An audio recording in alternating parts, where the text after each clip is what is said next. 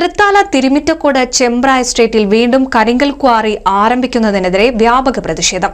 ജനകീയ സമരത്തെ തുടർന്ന് 2023 മാർച്ചിൽ ക്വാറി പ്രവർത്തനം നിർത്തിയിരുന്നു. കഴിഞ്ഞ മാസം വീണ്ടും ക്വാറി പ്രവർത്തനം ആരംഭിച്ചതോടെ രണ്ടാം ഘട്ട സമരത്തിനൊരുങ്ങുകയാണ് ജനകീയ സമരസമിതി.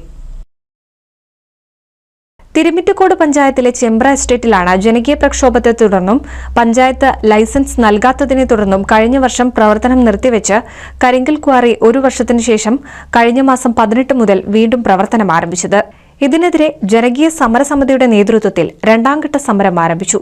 2023 ഒക്ടോബറിൽ ക്വാറിക്ക് പ്രവർത്തനം നടത്താൻ റവന്യൂ വകുപ്പ് നോൺ അസൈൻമെന്റ് സർട്ടിഫിക്കറ്റ് നൽകിയതിൽ പ്രതിഷേധം ഉയർന്നിരുന്നു. ഇപ്പോൾ കോടതിയെ സമീപിച്ചാണ് ക്വാറി പ്രവർത്തനത്തിന് അനുമതി വാങ്ങിയത്. ജനങ്ങളുടെ സ്വൈരജീവിതം തകർക്കുന്ന കരിങ്കൽ ക്വാറി പ്രവർത്തനം ആരംഭിച്ചതിൽ റവന്യൂ അധികൃതരുടെ ഭാഗത്തുനിന്ന് വീഴ്ച സംഭവിച്ചതായി സമരസമിതി ഭാരവാഹികൾ ആരോപിച്ചു. ജനജീവിതം തകർക്കുന്ന ക്വാറിയുടെ പ്രവർത്തനം നിർത്തിവെക്കുന്നതുവരെ സമരം തുടരാനാണ് ജനകീയ സമരസമിതിയുടെ തീരുമാനം. ആദ്യഘട്ടത്തിൽ 132 ദിവസം തുടർച്ചയായാണ് സമരം നടന്നത്. ഇതിനെ തുടർന്നാണ് പഞ്ചായത്ത് ലൈസൻസ് നൽകാതിരുന്നത്. രാഷ്ട്രീയ പാർട്ടികളും പരിസ്ഥിതി സംഘടനകളും സമരത്തിന് പിന്തുണ നൽകി രംഗത്തെത്തിയിരുന്നു.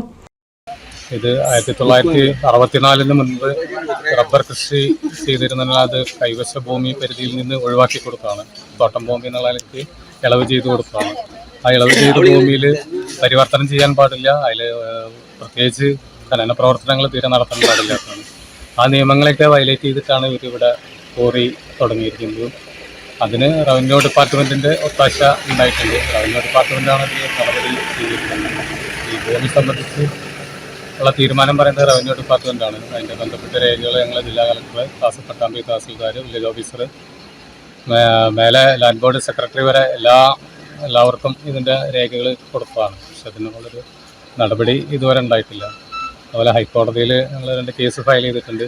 നാഗലശ്ശേരി ഗ്രാമപഞ്ചായത്തിൽ 5-ാം വാർഡ് മെമ്പർ ഉണ്ണികൃഷ്ണൻ ഹൈക്കോടതിയിൽ ഒരു കേസ് ഫയൽ ചെയ്തിട്ടുണ്ട്. അത് എടുത്തിട്ടില്ല. വീണ്ടും കഴിഞ്ഞ 19-ാം തീയതി എടുത്തിരുന്നു. വീണ്ടും മെയ് 22-ലേക്ക് മാറ്റി വെച്ചിരിക്കുകയാണ്. അപ്പോൾ ഇവിടുന്ന് കല്ലുകൾ കൊണ്ടുപോകുന്നതാണല്ലോ, വളരെ അപകടകരമായ രീതിയിലാണ് ഇവിടെ കല്ല് കൊണ്ടുപോകുന്നത്. NCV news Thrithala.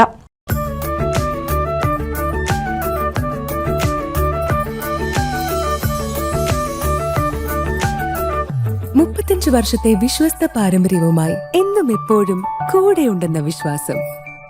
Basit wedding mall, Basith arcade, Poongottukulam, Tirur.